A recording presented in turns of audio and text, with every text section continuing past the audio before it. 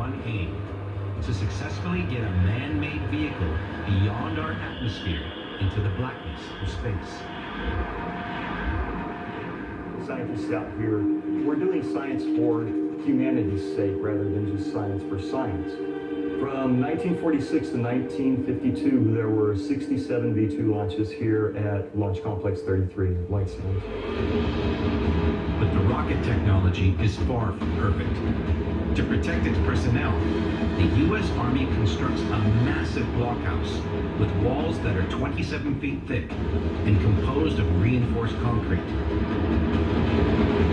This robust facility is designed to withstand the explosion of a rocket a mere 100 yards away, and even the impact of one falling from 100 miles above. The reason this building was built was because of the power of the V2.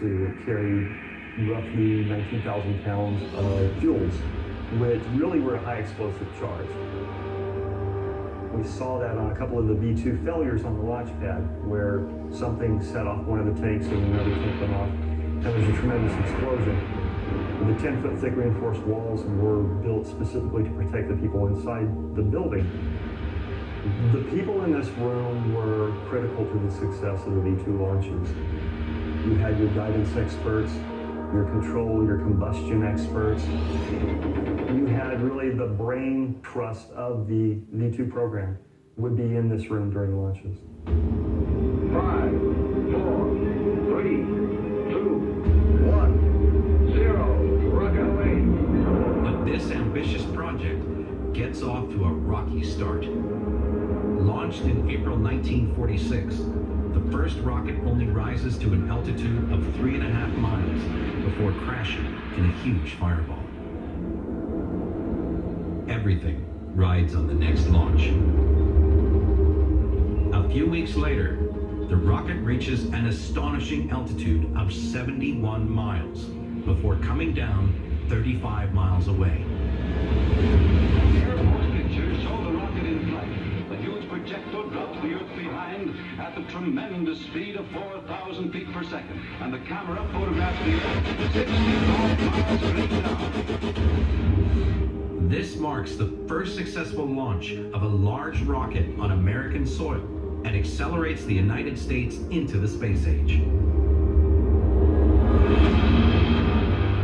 As the tests at Launch Complex 33 become more and more advanced, von Braun and his team must also upgrade how the rockets launch. So they develop a brand new structure which sets up the rocket before firing: the gantry crane.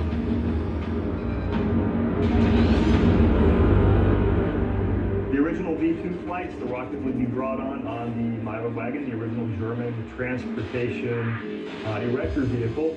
It would be erected onto a firing table, and there were a couple of small ladders that were used to fuel it, get it ready, put the instrumentation in the top.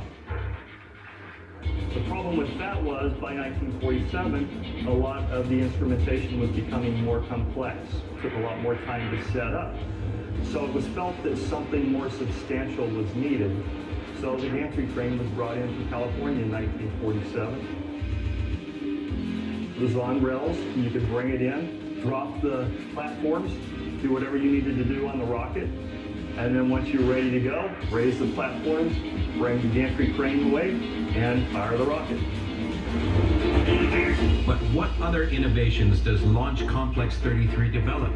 And how do they provide a blueprint for all future NASA space missions?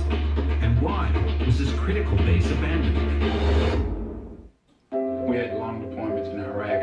I'm really grateful that USA was able to take care of my family while I was overseas serving.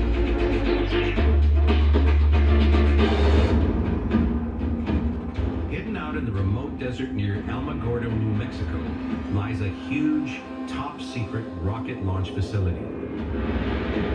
This is the White Sands testing range. Now abandoned, it pushed rocket technology forward. And it's also the first launch complex on the planet to launch actual creatures into the atmosphere. The test testing of the V-2 rockets for radiation in space evolved over time. It started with really simple things like maybe an ant or a firefly or a grain of corn, just to see what the impact would be of radiation in space. But this soon led to putting monkeys in the actual capsule and sending it up into space. Animal rights activists would have a field day, and rightfully so, today. But back then, nobody cared. Nobody knew. Problem was, the monkeys never survived because this was early days. The parachute technology to gracefully bring the craft down to Earth never worked. They died. By the year, team at White Sands make incredible strides into space research and lay the groundwork for future progress. But for all their success, the V-2 rockets reach their technical limits and fail as intercontinental missiles.